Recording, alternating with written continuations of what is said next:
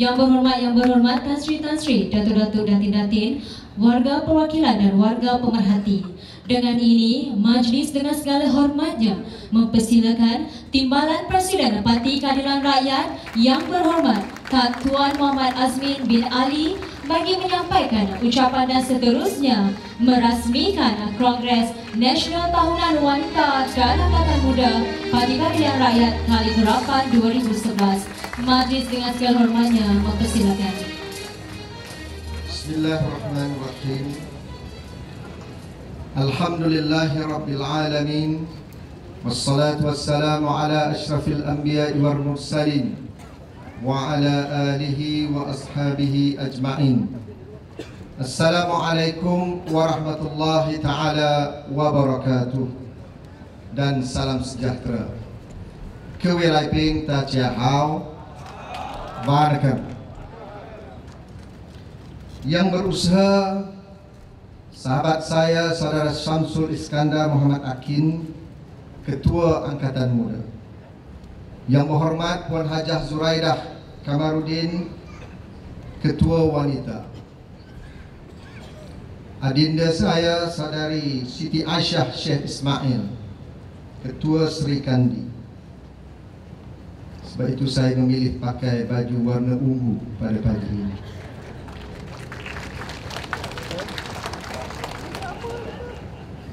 Saya tidak berjanji dengan YB Campaign ini, kebetulan. Sahabat-sahabat dalam Pakatan Rakyat, Saudara Khairul Faizi mewakili Dewan Pemuda PAS Pusat, pimpinan Muslimat PAS, perwakilan daripada DAP, yang saya hormati Sastrawan Negara Pak Samad Said dan isteri, yang berusaha, yang berhormat Saudara Setiausaha Agung, sahabat-sahabat saya naib-naib presiden, ahli-ahli majlis pimpinan pusat, tetamu-tetamu luar negara, rakan-rakan media, seluruh para perwakilan dan pemerhati, rakyat Johor yang saya hormati. Alhamdulillah, kita dapat berhimpun pada pagi ini dengan satu tekad untuk meneruskan agenda perubahan. Let me take a minute to welcome our guests from abroad. On behalf of Parti Keadilan Rakyat, let me express our appreciation for your presence here today. Indeed, you have come at the right moment. As you would be aware, even as we are gathered here this morning, the powers that be are going into overdrive, trying to ram through a federal law that would make it a crime for citizens to demonstrate even peacefully. So even as the Arab Spring is still gaining momentum, winning the war against oppression and tyranny, over here we are being threatened with a Malaysian winter. But I'm sure you know that we are resolved in this cause for freedom and democracy. Yes, indeed, we are all in this together. So your presence in this convention has profound significance, and we cannot thank you enough for the moral support and friendship shown us. Thank you very much. Kongres tahun ini bukan sahaja merupakan acara tahunan, tetapi merupakan perhimpunan yang terpenting untuk menyemak persiapan kita menghadapi pilihan raya umum yang ke-13. Ianya menjadi lebih bermakna apabila kongres ini diadakan di negeri Johor sebagai isyarat bahawa keadilan sudah bersedia untuk menembusi negeri yang suatu ketika dahulu merupakan fixed deposit UMNO. Saya gembira dan berbangga kerana berada di kalangan anak muda yang berani, yang mempunyai hati dan kecekalan seperti Arjuna. Anak muda yang memiliki jiwa dan semangat perjuangan, yang sentiasa bergelora seperti anak jantan. Apa tanda si anak jantan? Matinya di tengah gelombang, bukan mati pencil. Tidurnya di puncak gelombang, makannya di tebing panjang, langkahnya menghentam bumi.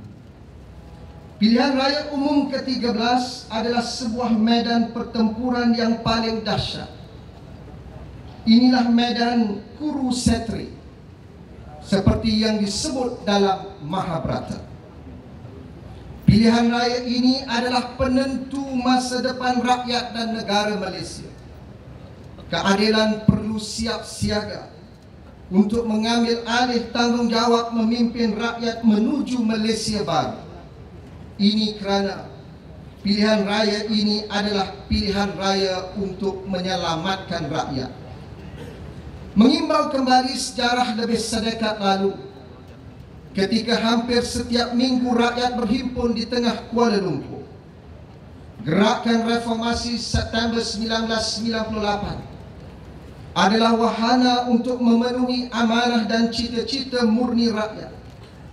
Reformasi yang kita laungkan ketika itu bukanlah sekadar menumbuk langit, tetapi dengan semangat, juang dan cita-cita murni untuk mengembalikan keadilan kepada rakyat dan membangunkan semula institusi kenegaraan yang telah dirosakkan oleh pemimpin UMNO yang durjana dan rakus.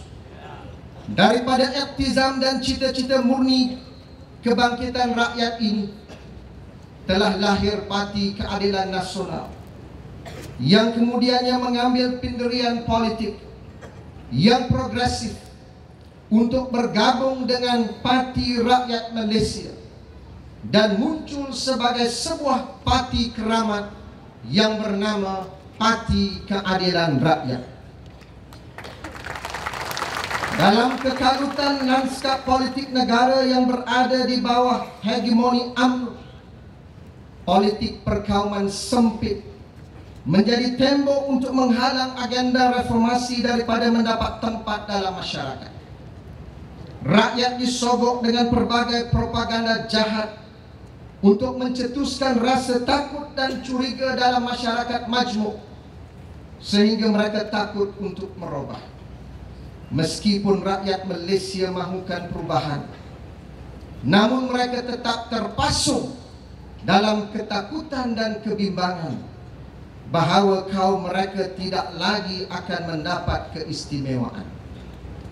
Ketika masyarakat terus bergulat dengan ketakutan ini, keadilan telah meletakkan tanda noktah untuk menjadi sebuah parti politik yang bukan hanya mewakili satu-satu kaum, tetapi merentasi semua kaum dan keturunan yang ada di Malaysia. Slogan keadilan untuk semua, ketuhanan rakyat dan demi rakyat adalah cerminan kepada perjuangan yang dibawa untuk menyelamatkan semua rakyat tanpa mengira kaum, agama serta kedudukan sosioekonomi. Sebagai anggota dan pendukung keadilan, kita harus menginsafi betapa murninya perjuangan reformasi untuk mengembalikan hak serta keadilan kepada semua rakyat.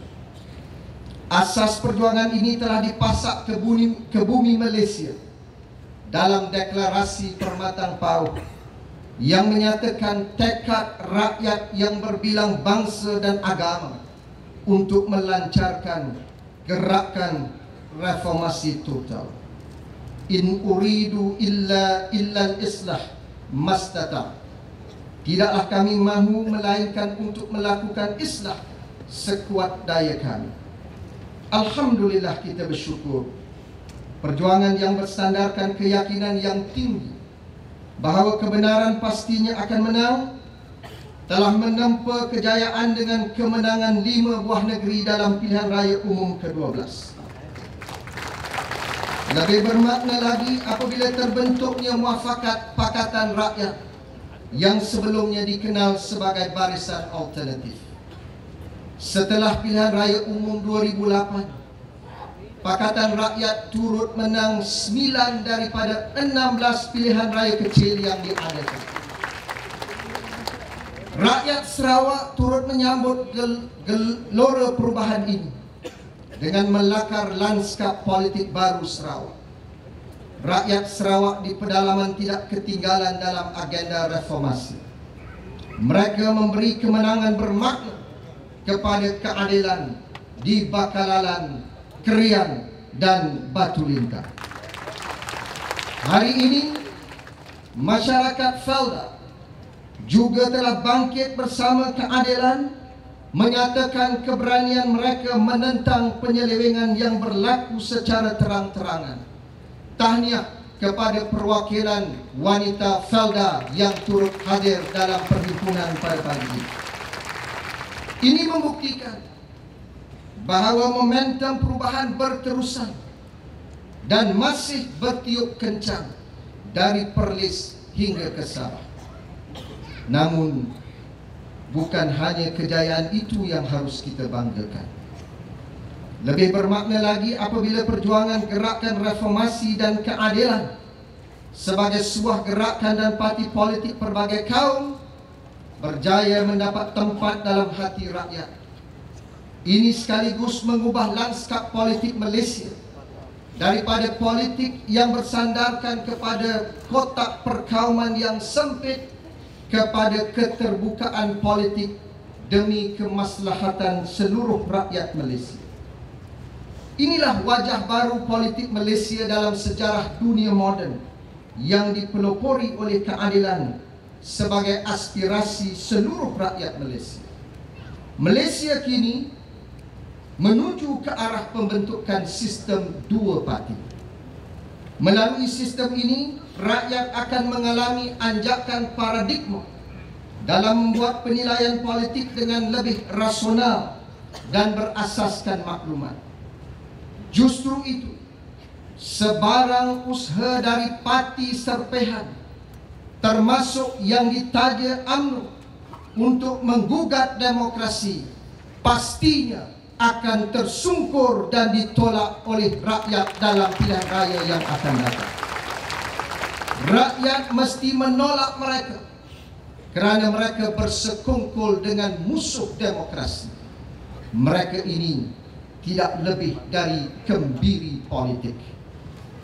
Tsunami politik yang berlaku mencerminkan keazaman dan iktizam politik rakyat melakukan perubahan. Rakyat yang idealis daripada pelbagai kaum dan susun lapis hidup telah bangkit menolak diktator, perasuah dan penyalahgunaan kuasa yang telah bermaharaja lela lebih 50 tahun. Kebobrokan politik UMNO sudah tidak dapat dibendung lagi. Kerakusan mereka mengagihkan kekayaan rakyat kepada keluarga dan kroni, memperlihatkan sikap zalim, tamak haloba, angkuh dan tidak bertanggungjawab mereka kepada rakyat yang dipimpin. Sekali lagi, kita bersyukur kerana muafakat politik yang dibentuk melalui Pakatan Rakyat telah menjadi alternatif kepada pilihan rakyat untuk melaksanakan perubahan. Kepercayaan bahawa hanya UMNO yang boleh membawa kemakmuran dan kesejahteraan kepada rakyat sebenarnya telah dimitoskan lebih separuh abad.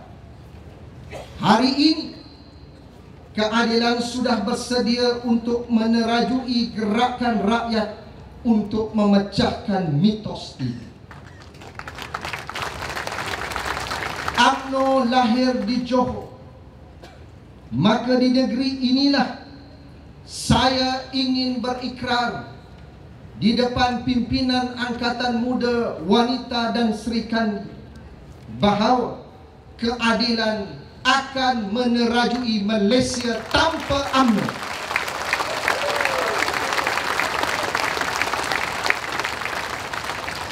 Rakyat Malaysia mahukan perubahan. Anggota keadilan, terutamanya angkatan muda dan wanita, menyedari bahawa parti ini adalah sebuah parti reformasi. Parti yang mahukan perubahan demi kemaslahatan rakyat. Parti yang mahu memenuhi aspirasi rakyat untuk melaksanakan keadilan sejagat. Sudah tiada lagi harapan rakyat yang boleh disandarkan kepada UMNO. Tidak ada lagi alasan rasional yang boleh mempertahankan kerakusan serta pengkhianatan UMNO kepada rakyat. UMNO bukan sahaja sudah hilang idealisme perjuangan, tetapi UMNO sudah muflis nilai serta bankrupt moral untuk mempertahankan hak dan kepentingan rakyat. Apakah perjuangan UMNO yang dibawa untuk membela nasib masyarakat Melayu dan rakyat pada hari ini? UMNO yang kita kenali, khususnya generasi muda hari ini, adalah sebuah parti tua yang anti-demokrasi, anti-intelektual, anti-hak asasi manusia, anti-pekerja, syarat dengan politik fitnah dan membudayakan rasuah. Malah UMNO pada hari ini juga adalah anti-Melayu. Sastrawan negara Osman Awang pernah mengingatkan kita, Melayu itu orang yang bijaksana, nakalnya bersulam jenaka, budi bahasanya tidak terkira, kurang ajarnya tetap santun. Apakah UMNO masih membawa pekerti Melayu seperti yang dinukilkan oleh Osman Awang? Jawapannya pasti tidak. Perjuangan UMNO pada hari ini hanyalah perjuangan untuk membela tembolok kerabat dan bukannya rakyat. Budaya politik UMNO pada hari ini adalah berteraskan politik maki hangun, cerca dan fitnah. Pribadi Melayu yang diwariskan oleh UMNO pada hari ini adalah watak yang tidak boleh kita pertahankan lagi. Malah UMNO lah yang telah membunuh ciri-ciri kemelayuan yang dianjurkan oleh Islam. Layakkah perjuangan yang menjulang perasuah dan menghalalkan fitnah digelar sebagai perjuangan Islam? Layakkah perjuangan UMNO yang sehingga hari ini tidak dapat menjelaskan ke mana lesapnya saham milik Melayu Bumiputra yang bernilai 52 bilion ringgit dijulang sebagai perjuangan mempertahankan ketuanan Melayu? Sewajarnya kupasan Profesor Syed Muhammad Naqib Al-Atas dalam syarahan pengukuhannya Islam dalam sejarah dan kebudayaan Melayu diteliti dan ditelaah. Islam hadir ke rantau ini meniup nafas segar ke dalam roh umat Melayu. Islam menjadi pendorong kepada orang Melayu untuk menjadi umat yang berakhlak tinggi, berhemah dan berilmu. Gerakan Islam bermula dengan kebangkitan literasi. Syed Muhammad Naqib menyanggah tesis Van Loor dan Shriki.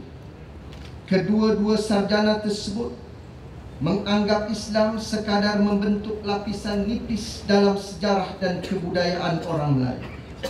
Walhal Islam bagai cahaya yang menerangi rantau ini, membentuk tingkah laku, cara hidup dan welstanschauung kita ataupun worldview. Hadirnya Islam bagai habis gelap terbitlah terang, meminjam judul buku Raden Adjeng Kartini. Akan tetapi sekarang ini memerhati dengan teliti budaya politik yang dipelopori UMNO, maka tidak hairanlah mereka seolah-olah membenarkan tesis Van Loor dan Shrike, fitnah, angkuh, zalim dan rasuah menjadi sebahagian dari jasad dan roh UMNO. UMNO kini menjadi teras kepada politik gelap. Maka keadilan sebagai wahana perjuangan murni yang mendapat dukungan generasi muda tidak boleh tergelincir dari landasan memajukan kepada khalayak budaya politik baru yang mencerahkan, berhikmat dan membebaskan. Cabaran ini semakin mendesak kerana UMNO telah menyuburkan jiwa perhambaan melalui neo-feudalisme dan gagal membina jiwa merdeka. Lihat sahaja dalam isu National Feedlot Corporation, 250 juta ringgit yang diperuntukkan untuk mengurangkan kebergantungan import bahan makanan melalui ternakan lembu telah disalahgunakan untuk membeli 2 unit kondominium mewah di bangsa. Sehingga hari ini menteri yang berkenaan masih lagi berkuasa, malahan mendapat kekebalan daripada timbalan Presiden UMNO yang kebetulan orang Johor. Malu orang Johor ada pemimpin yang tidak ada prinsip dan mempertahankan amalan rasuah. Di mana ketuanan Melayu yang dilaungkan jika hak rakyat dirampas dan diagihkan kepada menteri untuk keluarga dan kerabat? Rakyat miskin, khususnya petani, penternak dan nelayan, dibiarkan merempat, sementara institusi negara meneruskan pembelaan kepada kerabat UMNO yang rasuah dan melakukan penyelewengan. Begitu juga dengan soal pengurusan ekonomi dan perbelanjaan negara yang tidak berhemat. Tata kelola yang tidak disiplin dan amanah menyebabkan rakyat diheret untuk berhadapan dengan hutang negara yang sudah melewati 1 trilion ringgit, termasuk hutang isi rumah. Jumlah ini mewakili 53% daripada keluaran dalam negara kasar atau KDNK. Ini adalah hasil daripada pengurusan ekonomi UMNO yang cuai, tidak cekap serta ketirisan. UMNO juga mempertahankan undang-undang kuku besi yang mencabuli hak asasi manusia untuk menjamin kelangsungan kekuasaan mereka. Hak asasi yang dijamin oleh perlembagaan sebagai the supreme law of the land dicabul serta dipasung dengan kekuasaan. UMNO tidak punya iktizam politik untuk melakukan perubahan, melainkan sekadar retorika politik. Ternyata transformasi politik UMNO gagal. Perdana Menteri Datuk Seri Najib Tun Razak mengumumkan pemansuhan Akta Keselamatan Dalam Negeri ISA sempena Hari Malaysia. Tetapi kerajaan tetap meneruskan penahanan di bawah akta zalim ini. Hanya 2 minggu yang lalu 13 orang ditahan di Sabah di bawah ISA. Tambah parah lagi apabila kerajaan mengumumkan bahawa akta yang akan digubal untuk menggantikan ISA tetap menggunakan elemen tahan tanpa bicara yang bertentangan dengan fundamental liberties. Kini kita dilemparkan pula dengan Akta Perhimpunan Aman yang telah dibentangkan di Parlimen. Akta yang jelas bertentangan dengan hak untuk berhimpun yang dijamin oleh Perkara 10 Fasal 1(b) Perlembagaan Persekutuan. Jelas ruang demokrasi semakin disempitkan oleh tirani tua yang semakin nazak. Begitu juga dengan keputusan Mahkamah Rayuan yang memutuskan bahawa Seksyen 15 Subseksyen 5(a) Akta Universiti dan College University adalah bercanggah dengan Perlembagaan Persekutuan. Pengumuman Perdana Menteri semalam di Dewan Rakyat yang mencadangkan agar mahasiswa dibenarkan menyertai parti politik tidak akan membawa sebarang makna.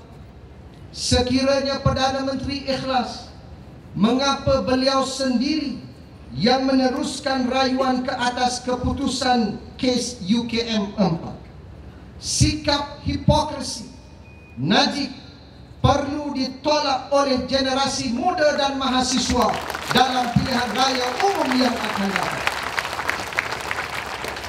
Sistem pendidikan negara diambang keruntuhan. Bagaimana tradisi ilmu dapat berkembang dengan kondusif dan subur, sedang kebebasan akademik dan mahasiswa dinafikan? Tambah malang lagi apabila mahasiswa dan pensyarah ditekan daripada berkata benar untuk menyampaikan ilmu. Khalaqal insan 'allamahul bayan. Dialah yang menciptakan manusia. Dialah yang telah membolehkan manusia bertutur, memberi dan menerima kenyataan. Ayat keempat surah Ar-Rahman mengungkapkan anugerah Allah Subhanahu wa taala kepada manusia.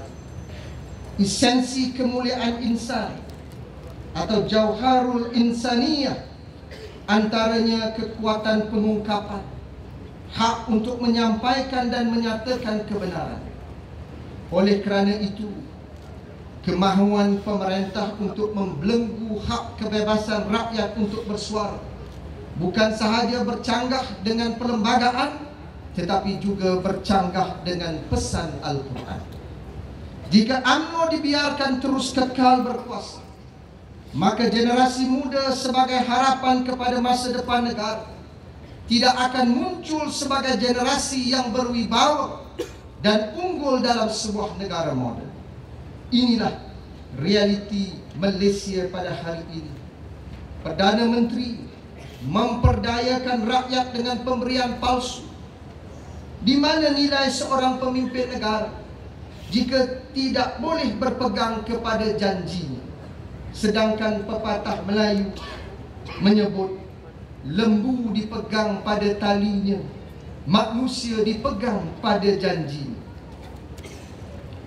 Dari tuan pergi-pergi, eloklah menebang buluh bambu. Dari pegang kata Perdana Menteri, lebih baik pegang lembu.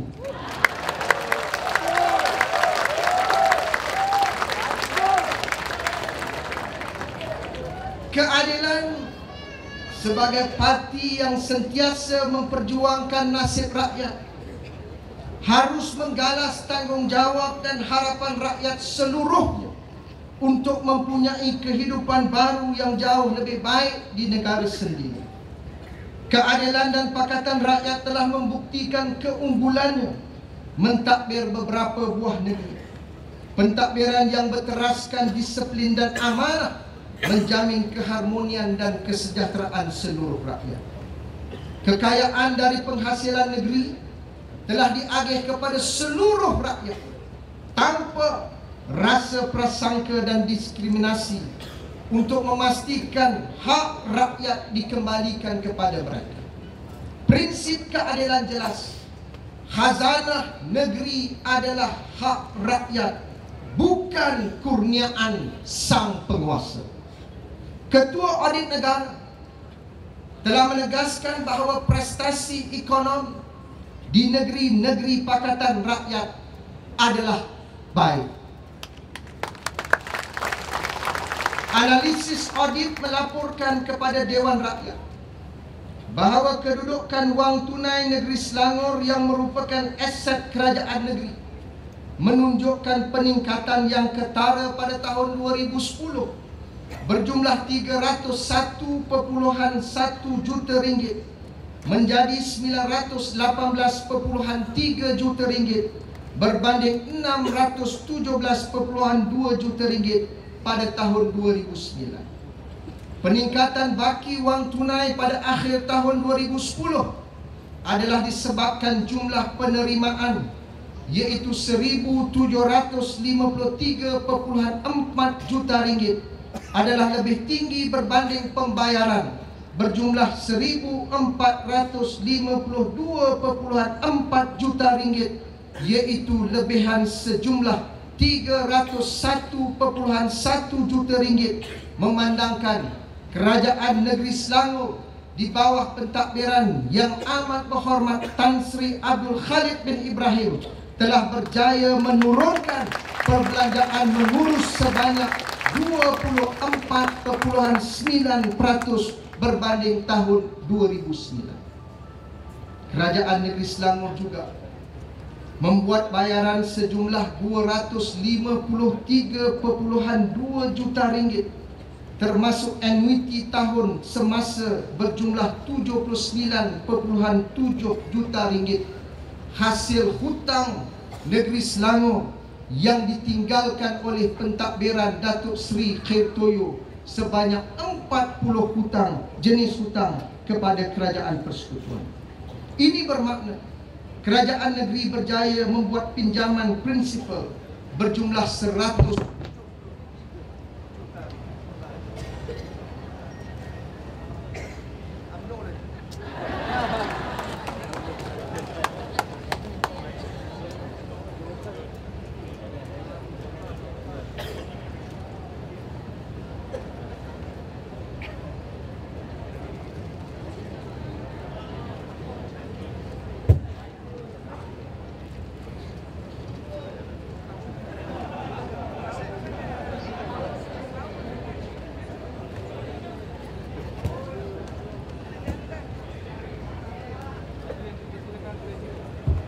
Okey. Alhamdulillah. Lembu langgar tali tadi. Pengurangan hutang secara mendadak di Negeri Selangor sebanyak 173,5 juta ringgit sudah tentu akan menghasilkan penjimatan kepada rakyat dan mengurangkan beban hutang rakyat dengan Kerajaan Persekutuan kerana charge annuiti tahunan berjumlah 17 juta ringgit dalam tahun 2011 dapat dijimatkan. Keadilan dan Pakatan Rakyat tuntas memperjuangkan hak rakyat. Buku Jingle adalah bukti dokumen Pakatan Rakyat untuk memartabatkan rakyat dalam bidang sosio-ekonomi. Inilah keyakinan rakyat bahawa keadilan mempunyai keupayaan untuk menerajui Malaysia tanpa UMNO. Saya ingin beralih kepada peranan anak muda dan wanita sebagai peneraju demokrasi tulen. Pilihan Raya Umum ke-13 adalah demi rakyat. Generasi muda mempunyai tanggungjawab besar untuk melakar sebuah negara yang demokratik.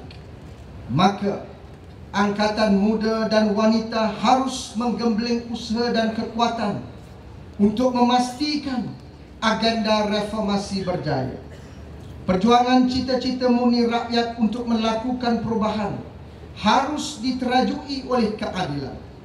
Pakatan Rakyat berikrar untuk bersama-sama rakyat demi merealisasikan cita-cita murni ini. Kita harus menjadi peneraju kepada cita-cita murni rakyat untuk membentuk sebuah negara madani yang demokratik.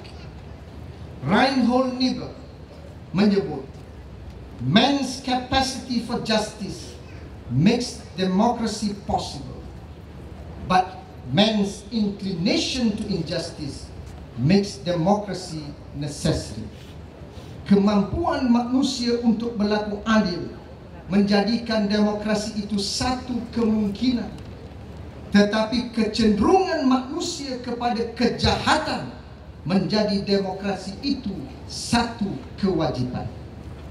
Ungkapan ini disebut oleh beliau dalam bukunya Children of Light and Children of Darkness. Siapakah Children of Light? Dan siapa pula Children of Darkness? Children of Light atau anak-anak pencerahan adalah anak muda dan wanita di hadapan saya pada pagi ini. yang berjuang untuk demokrasi, hak asasi, dan berjuang untuk menegakkan keadilan sejagat. Maka, siapa pula anak-anak kegelapan?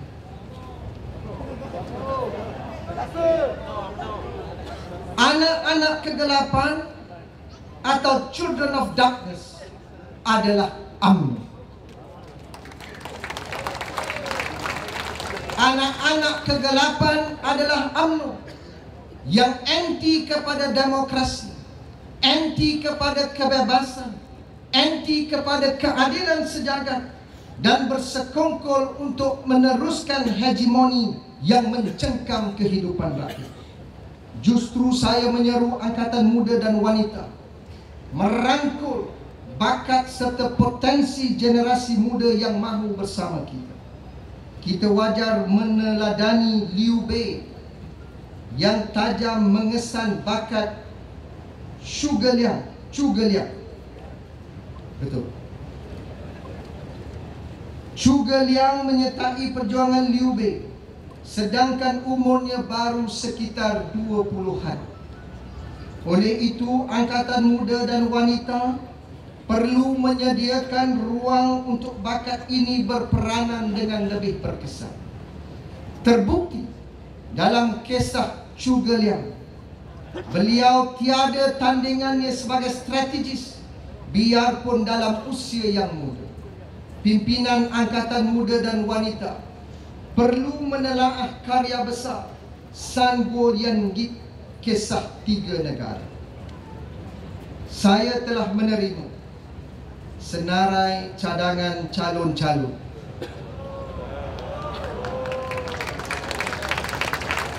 yang dikemukakan oleh Majlis Pimpinan Negeri, Wanita dan Angkatan Muda. Saya merasa amat gembira kerana anak-anak muda diberikan kepercayaan untuk ditampilkan sebagai calon. Saya berjanji akan mengangkat perkara ini kepada Presiden dan Biro Politik supaya anak muda dan wanita diberikan peranan penting dalam pilihan raya umum yang akan datang.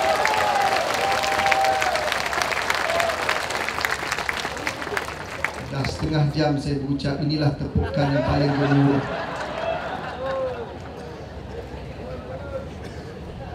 Usaha terdesak Perdana Menteri yang mengisytiharkan perang cyber terhadap keadilan dan pakatan rakyat dengan melancarkan konvensyen media sosial menunjukkan keterdesakan pemerintah untuk meraih sokongan anak muda. Usaha terbaru ini hanya memperlihatkan kepada kita kedangkalan Perdana Menteri dan penasihat media. Mereka gagal menanggapi lanskap media sosial dan mengapa anak muda tuntas menggunakan wahana ini untuk menyuarakan pendirian mereka. Warga media sosial tidak mahu diperalatkan untuk politik fitnah dan maki hamil. Kekuatan berfikir, keteguhan imajinasi dan sikap kritis warga media sosial perlu dirapikan. Mereka bersama gelombang reformasi semata-mata mahu memastikan Malaysia lebih baik untuk semua. Mereka sedar rakyat dan negara ini berhak kepada yang lebih baik. Maka tidak hairanlah warga media sosial begitu bersemangat menyuarakan pendirian mereka, kerana disitulah mereka bebas bersuara mengkritik kebejatan yang berleluasa. Justru keadilan harus bersedia untuk menjadi sebuah hati nurani rakyat dengan cita-cita luhur untuk membangunkan sebuah negara yang demokratik. Kita harus melaksanakannya dengan memberi pemahaman serta menjalankan kegiatan advokasi melalui penubuhan yayasan-yayasan politik untuk membangunkan demokrasi dalam negara. Paling membanggakan apabila Kerajaan Negeri Selangor telah mengambil inisiatif awal dengan memperuntukkan geran sebanyak 5 juta ringgit untuk program pengukuhan demokrasi dalam negara ini. Kita perlu membawa agenda yang lebih besar untuk membangunkan nilai demokrasi di Asia. Generasi muda harus lebih peka. Dunia kini dilanda gelombang pendemokrasian sejagat. Ini bermakna masyarakat sejagat sudah mengambil pendirian untuk tidak lagi berkompromi dengan musuh demokrasi. Kita perlu mengubah dasar luar negara yang bersikap non-intervention kepada dasar pembangunan demokrasi Asia. Inilah iktizam keadilan atas keyakinan kita bahawa perjuangan demokrasi adalah perjuangan untuk memartabatkan kemuliaan insan. Teman-teman seperjuangan, Ronggo Warsito, oleh kerana kita berada di negeri Johor, Jawa, pujangga besar Keraton Jawa dan anak didik pesantren Ponorogo, pernah meramalkan akan tiba suatu zaman yang dikenali sebagai zaman edan, zaman kegilaan. Edan atau zaman kekalutan ini diungkapkan pujangga besar Jawa itu dalam kumpulan syairnya yang dikenali sebagai Serat Kalatida. Beginilah bunyinya bait ketujuh Serat Kalatida yang dinukil Ronggo Warsito. Saya cuba sedaya upaya saya. Amenangi zaman edan, ewuhaya ing pambudi, melu ngedan nora tahan, yenta melu ang lakoni, boya keduman menek, kaliren weka salipun. Betul?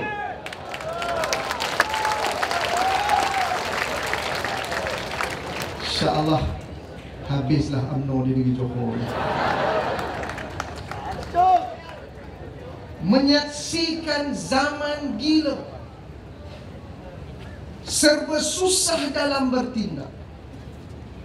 Ikut gila tidak akan tahan. Tapi kalau tidak mengikuti gila, bagaimana akan mendapat habuan? Kelaparan pada akhirnya. Sudah hampir 2 abad ramalan itu dinukil Ronggo Warsito. Kini kita menyaksikannya sendiri, bagaimana kegilaan dan kekalutan menguasai zaman kita. Kita menyaksikan bagaimana keadilan cuba dibungkam, kezaliman dijulang dan diagungkan.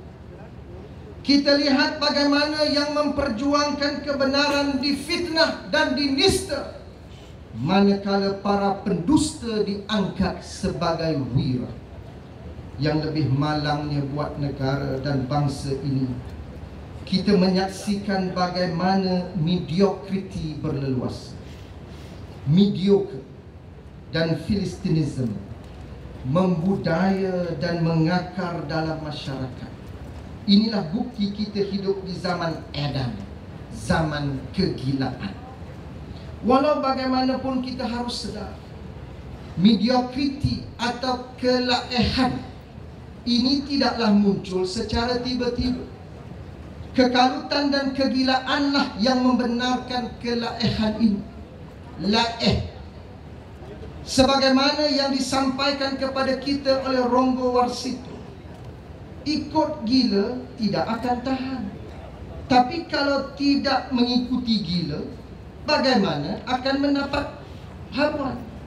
Sesungguhnya tepat memperlihalkan muslimat, muslihat, tipu daya dan ugutan UMNO ke atas rakyat Malaysia. UMNO tidak punya cita-cita untuk memastikan anak muda berfikiran kritis dan bebas. Bagi memastikan kelangsungan hegemoni, suara anak muda wajib dibungkam dan minda mereka harus dipasung. Ini kerana kebebasan dan keberanian untuk berfikir adalah musuh kepada UMNO.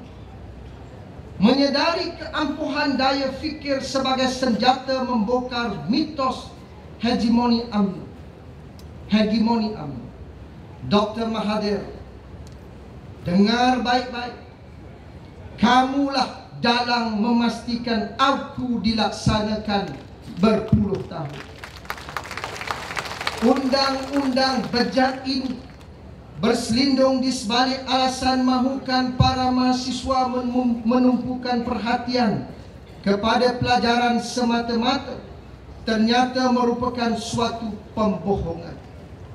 Berpuluh-puluh tahun selepas AUKU dilaksanakan, ternyata Dr. Mahathir mahu melumpuhkan daya fikir anak muda. Beliau sedar anak muda yang kritis pasti enggan bersama kekuasaan yang korup dan menindas. Kesan mediokriti yang membudaya itu ternyata bukan sahaja menjejaskan pembangunan mahasiswa kritis, malah telah dengan sengaja mencipta iklim ketakutan atau climate of fear agar dunia akademik diam membisu dari menyatakan kebenaran. Inilah antara dosa terbesar Dr. Mahathir selama lebih 80 tahun, kerana dengan sengaja mahu memperbodohkan masyarakat. Beliau mahukan rakyat iakan sahaja titahnya, dan rakyat dipaksa merajakan Dr. Mahathir. Dunia akademik yang lesu pastinya menjejaskan mutu pendidikan. Bukti, tiada satu pun universiti dalam negara kita yang disenaraikan Times Higher Education 400 Top World University Ranking untuk tahun 2011 dan 2012. Sedangkan National University of Singapore berada di kedudukan 40 terbaik daripada 400 universiti seluruh dunia. Marilah sekali lagi kita menjenguk pesan pujangga besar Ronggo Warsito. Ternyata pujangga itu tidaklah meninggalkan kita terkontang-kanting, gantung tidak bertali tanpa penyelesaian. Ronggo Warsito memberi saranan bagaimana mahu berdepan dengan tipu daya UMNO. Dalam baris akhir bait tersebut, Ronggo Warsito mengungkapkan, seuntung mana pun orang gila, masih lebih untung orang yang berwaspada. Menyadari hakikat ini, kita perlu melakukan reformasi terhadap sistem pendidikan di negara ini. Pendidikan sememangnya menjadi teras kepada pembangunan demokrasi dan masa depan negara bangsa yang lebih baik. Melalui sistem pendidikan yang bebas dan tidak dikongkong oleh kekuasaan politik, maka perkembangan ilmu akan berlangsung dengan baik sekaligus menjadi ejen pencerahan kepada rakyat. Pencerahan membawa maksud menggalakkan perkembangan pemikiran untuk berlangsung. Kita tidak mahu sistem pendidikan yang hanya melatih generasi muda untuk menghafal dan mengingat secara teknikal. Kita mahu pendidikan yang melatih perkembangan ilmu dan daya fikir melalui tesis, antitesis dan sintesis yang dilontarkan. Ianya selari dengan slogan pencerahan, sapere aude, atau beranilah menggunakan kefahaman sendiri. Keberanian berfikir untuk membongkar pembelengguan jiwa dan minda adalah antara langkah pertama untuk keluar dari segala bentuk eksploitasi manusia ke atas manusia. Eksploitasi atau gerakan pembodohan, pembutaan dan pembisuan ini perlu ditentang sekerasnya untuk membebaskan rakyat dari zulumat atau kegelapan. Falsafah pendidikan yang berteraskan kekuasaan politik sebagaimana yang berlaku pada hari ini akan hanya melahirkan mahasiswa dan pensyarah yang pasif serta mengabaikan tanggungjawab mereka kepada rakyat. Sedang golongan ini adalah golongan yang seharusnya menyebarkan idea dan memperkembangkan ilmu di kalangan masyarakat. Kekuasaan politik hadir untuk menafikan suara dan kebijaksanaan mereka melalui akta-akta yang zalim dan tidak rasional. Kerana takutkan pensyarah seperti Profesor Dr. Abdul Aziz Bari dan mahasiswa UKM 4 menyatakan kritikan terhadap pemerintah, maka mereka dikongkong dari berbicara dengan bebas. Ia mengingatkan saya kepada sajak Taufik Ismail yang berjudul Takut 66, Takut 98. Mahasiswa takut pada dosen, dosen takut pada dekan, dekan takut pada rektor, rektor takut pada menteri, menteri takut pada presiden, presiden takut pada mahasiswa. Akibatnya, kita akan memiliki generasi muda yang pasif. Walhal seharusnya generasi muda yang mendapat pendidikan universiti adalah ejen kepada perubahan. Alhamdulillah, kita dapat lihat pada hari ini generasi muda serta pensyarah sudah mulai bangkit menyatakan kebenaran. Biarpun masih ada lagi segelintir profesor kangkung dalam negara yang memperalatkan akademik untuk survival kerjaya mereka, namun kita yakin generasi muda dan sebahagian besar ahli akademik yang lain mempunyai pertimbangan rasional dan kritis untuk meneruskan perjuangan mereka menuntut kebebasan akademik dan otonomi kampus. Sistem pendidikan yang hanya memberi penekanan terhadap kecemerlangan akademik harus berubah kepada sistem pendidikan yang berupaya melahirkan masyarakat yang inovatif dan mempunyai daya saing yang tinggi.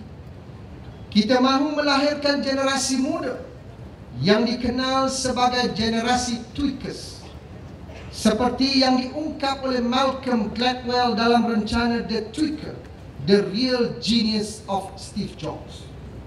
Dunia yang serba canggih dengan teknologi hari ini tidak akan bermakna tanpa penghayatan kita bahawa segalanya berlaku melalui sebuah proses yang panjang mengerah segenap daya fikir dan imajinasi manusia.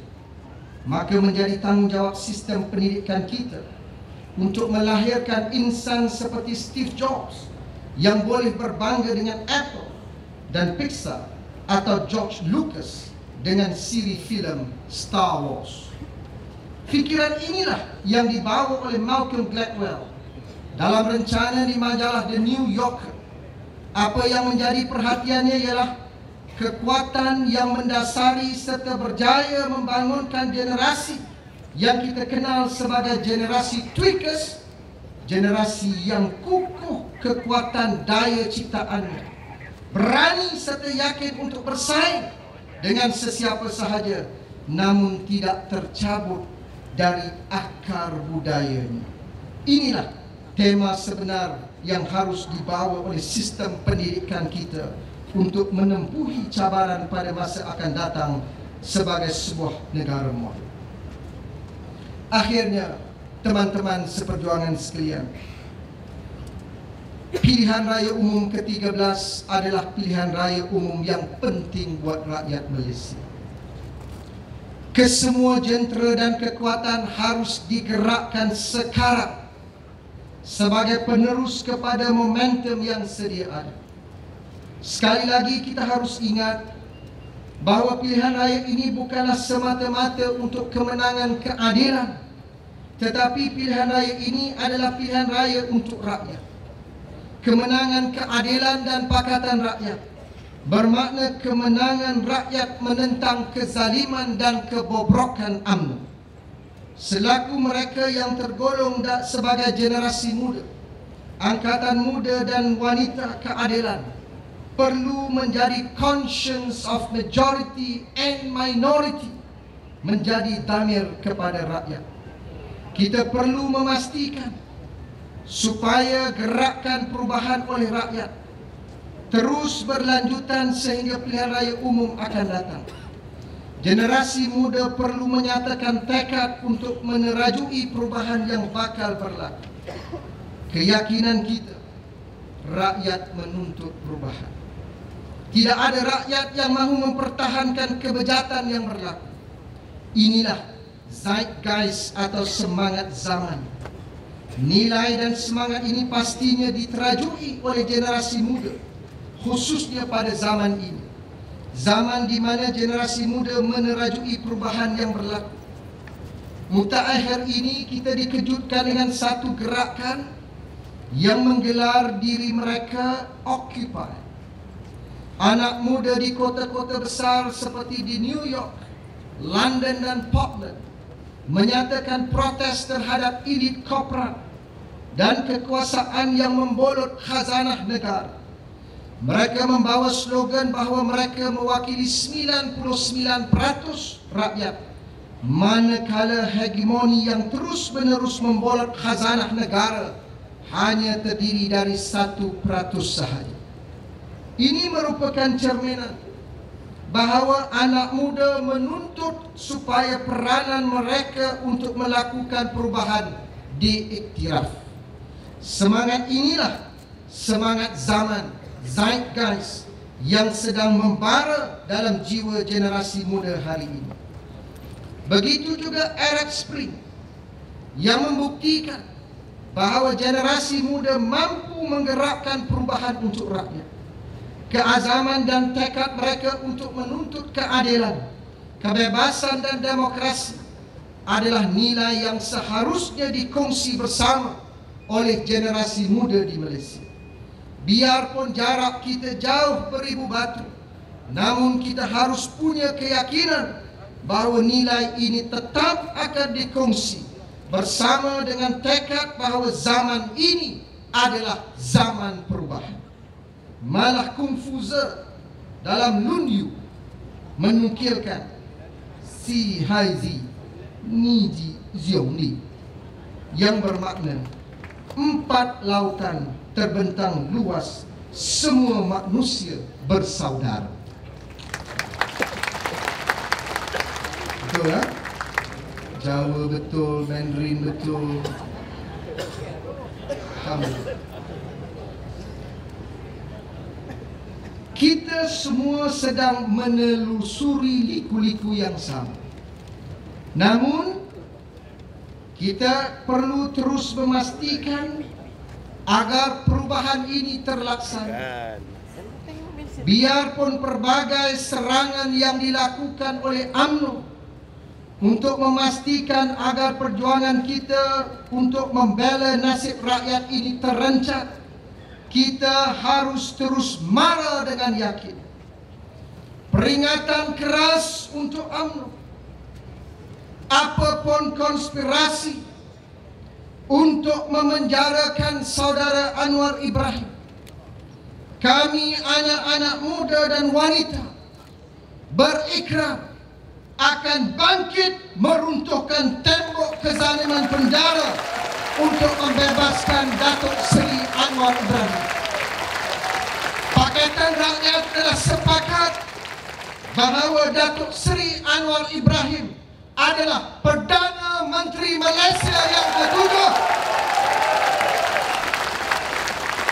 Keadilan dan Pakatan Rakyat sudah bersedia.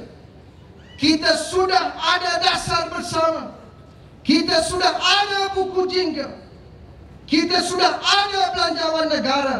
Kita sudah bersedia ke Putrajaya.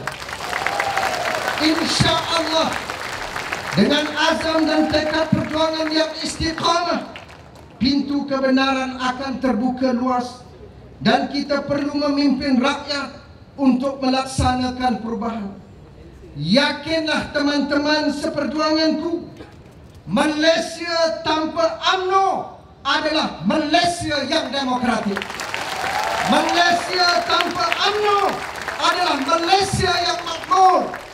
Malaysia tanpa UMNO adalah Malaysia yang aman dan harmoni. Malaysia tanpa UMNO adalah Malaysia yang bebas. Malaysia tanpa UMNO adalah Malaysia baru milik seluruh rakyat Malaysia. Dengan kata-kata itu, dengan lafaz Bismillahirrahmanirrahim, saya menyempurnakan Kongres Nasional Tahunan Angkatan Muda dan Wanita Parti Keadilan Rakyat. Terima kasih. Wassalamualaikum warahmatullahi taala wabarakatuh.